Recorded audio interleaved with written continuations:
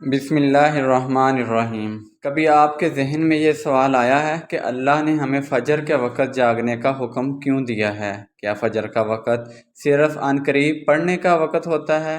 کیا اس وقت کے پیچھے ایک راز پوشیدہ ہے؟ وہ راز کیا ہے؟ اس راز کو جاننے کے لیے ضروری ہے کہ ہم پہلے نماز کے بارے میں جانیں، جو ہم پر دن میں 5 مرتبہ فرض کی گئی ہے۔ اور یہ 5 نمازیں کس طرح فرض ہوئیں، اس کے پیچھے بھی ایک شاندار وجہ ہے، جس کا مظاہرہ سفر معراج میں اس وقت ہوا جب حضرت محمد صلی اللہ علیہ وآلہ وسلم اللہ سے ملاقات کے لیے وقت کے انتہائی مختصر حصے میں 7ویں آسمان سے بھی آگے تشریف لے گئے، اور اس رات اللہ تعالیٰ نے ایک خاص پس منظر میں اپنے حبیب صلی اللہ علیہ وآلہ وسلم کو آسمان پر بلایا اور اپنے خصوصی انعامات سے نوازا۔ اس مبارک سفر میں اللہ تعالیٰ نے اپنے قرب خاص سے نوازا، انبیاء کرام سے ملاقاتیں کروائیں، جنت و جہنم کا مشاہدہ کروایا گیا، اور نیکیوں کے اجر و ثواب اور بروں کے انجام و عذاب کا نظارہ کروایا۔ اس عظیم سفر میں بہت سے انعامات سے نوازا گیا، جن میں ایک خاص انعام امت کے لیے نماز کا تحفہ بھی ہے، اور قیامت تک کے لیے انسانوں کو اپنے معبود اور خالق کے قریب تر کرنے کا عظیم تحفہ اور عبادت یعنی نماز اس سفر میں عطا کی گئی۔ معراج کی رات جب آپ سرکار کو اللہ نے 50 نمازوں کا حکم دیا تو حضرت موسیٰ علیہ السلام کے کہنے پر آپ نے اللہ سے 50 نمازوں میں نرمی کی درخواست کی، اور ایسا کئی بار ہوا، یہاں تک کہ اللہ نے امت محمدی صلی اللہ علیہ وآلہ وسلم کے لیے دن میں 5 نمازوں کا حکم دیا، جس کے بعد بھی حضرت موسیٰ علیہ السلام نے آپ سرکار کو 5 نمازوں میں کمی کے لیے اللہ کے پاس ایک بار پھر جانے کا مشورہ دیا، لیکن تب آپ سرکار نے فرمایا کہ میں نے اپنے رب سے کئی مرتبہ درخواست کر لی ہے، یہاں تک کہ اب مجھے حیا آ گئی ہے اور میں راضی ہوں، اور اس حکم کو ہر طرح سے تسلیم کرتا ہوں، اور ہر نماز پڑھنا ضروری ہے، اور یقیناً آپ کے لیے بھی نمازوں میں سب سے زیادہ مشکل نماز فجر کی نماز ہوگی، جس میں نیند کا غلبہ اس قدر ہوتا ہے کہ انسان بمشکل ہی اٹھ پاتا ہے، لیکن دن کے اس خاص حصے میں جو راز پوشیدہ ہے، اسے جب آپ جانو گے تو یقین کریں گے کہ آپ فجر کی نماز کبھی نہیں چھوڑیں گے۔ یہاں نماز فجر کے کچھ فضائل سماعت فرمائیں۔ 5 نمازوں میں سب سے اہم نماز فجر کی ہے۔ اس کی اہمیت کا اندازہ اس بات سے لگائیں کہ اللہ تعالیٰ فجر کے وقت کی قسم اٹھاتے ہیں اور فرماتے ہیں، قسم ہے فجر کی اور اس 10 راتوں کی، اور جفت اور طاق کی اور رات کی جب وہ چلنے لگے، یقیناً ان میں عقل مندوں کے لیے بہت بڑی نشانیاں ہیں۔ حضرت عائشہ صدیقہ رضی اللہ تعالی عنہا سے روایت ہے کہ آپ سرکار ارشاد فرماتے ہیں کہ فجر کی 2 رکعتیں دنیا و ما فیہا سے بھی، یعنی دنیا اور جو اس میں ہے، سب سے بہتر ہیں۔ یاد رکھیں کہ فجر کی باجماعت نماز ایک مسلمان کی صداقت اور اس کا ایمان پر پرکھنے کی کسوٹی ہے۔ عبداللہ بن عمر رضی اللہ تعالیٰ عنہ فرماتے ہیں، ہم اگر فجر اور عشاء کی نماز میں کسی آدمی کو نہ پاتے تو اس کے بارے میں اچھا گمان نہیں رکھتے تھے۔ فجر کی نماز جہنم سے حجاب ہے، یعنی پردہ ہے۔ جناب آپ سرکار نے فرمایا، جو شخص سورج نکلنے سے پہلے اور سورج ڈوبنے سے پہلے کی نماز میں یعنی فجر اور عصر پڑھتا ہے اور وہ ہرگز جہنم کی آگ میں داخل نہیں ہوگا۔ سبحان اللہ۔ فجر کی نماز جنت کی ضمانت ہے۔ رسول اللہ صلی اللہ علیہ وآلہ وسلم نے ارشاد فرمایا، جو شخص 2 ٹھنڈی نمازیں یعنی فجر اور عصر پابندی سے پڑھتا ہے وہ جنت میں داخل ہوگا۔ سبحان اللہ، سبحان اللہ۔ فجر کی نماز نہ پڑھنے پر وعید حضرت عبداللہ رضی اللہ تعالیٰ عنہ سے روایت ہے کہ جناب رسول اللہ صلی اللہ علیہ وآلہ وسلم کے سامنے ایسے شخص کا تذکرہ کیا گیا جو صبح ہونے تک سوتا رہتا ہے، یعنی فجر کی نماز ادا نہیں کرتا، تو آپ سرکار نے فرمایا، ایسے شخص کے کانوں میں شیطان پیشاب کرتا ہے۔ اللہ اکبر۔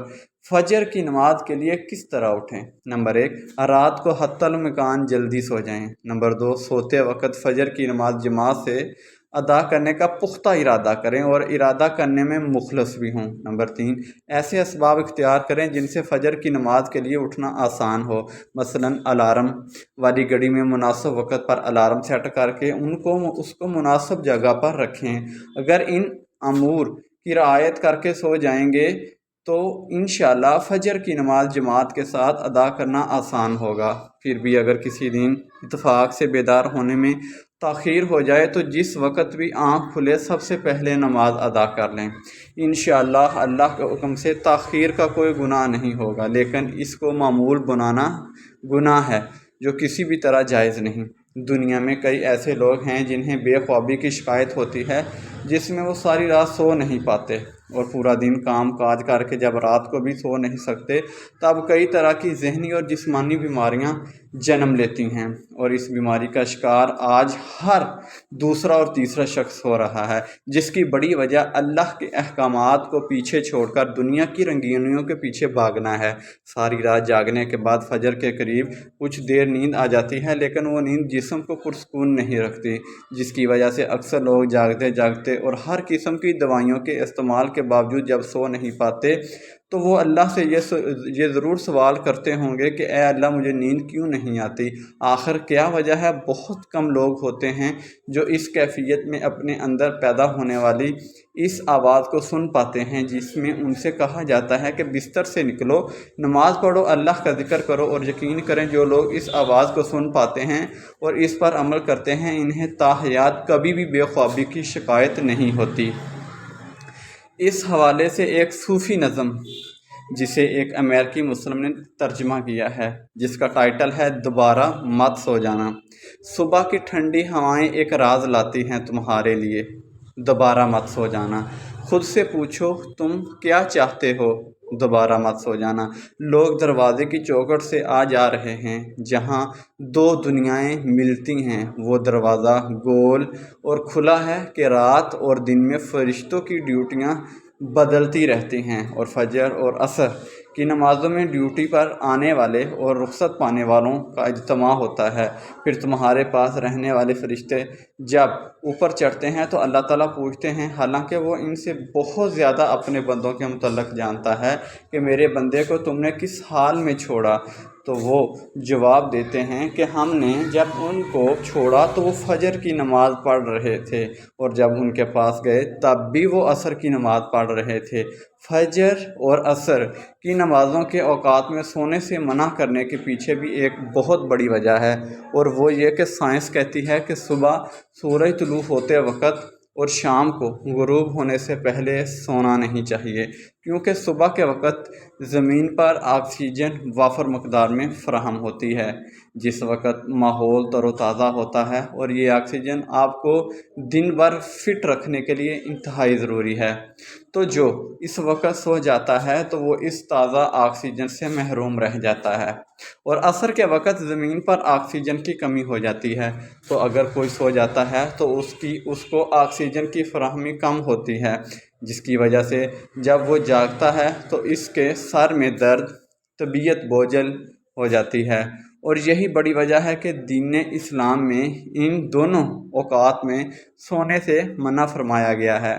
نماز فجر کے بارے میں ایسے بے شمار فضائل اور بھی ہیں جن کو ہم نہیں جان سکتے، اگر انسان ان کو جان لے تو کبھی کوتاہی نہ کریں۔ رسول اللہ صلی اللہ علیہ وآلہ وسلم کا فرمان ذیشان ہے، اگر وہ لوگ عشاء اور فجر کی فضیلت کے بارے میں جان لیں تو وہ ضرور بالضرور نمازوں میں حاضر ہوں گے، چاہے ان کو خود کو گھسیٹتے ہوئے ہی آنا پڑے۔ اب آپ خود اندازہ کیجئے کہ ایک طرف ان دونوں نمازوں کی کتنی فضیلت و اہمیت ہے، اور دوسری طرف ان کی ادائیگی میں کتنی سستی اور لاپرواہی برتی جاتی ہے۔ اللہ تعالی ہم سب کو 5 وقت باجماعت نماز ادا کرنے کی توفیق عطا فرمائے۔ اللہ حافظ، السلام علیکم۔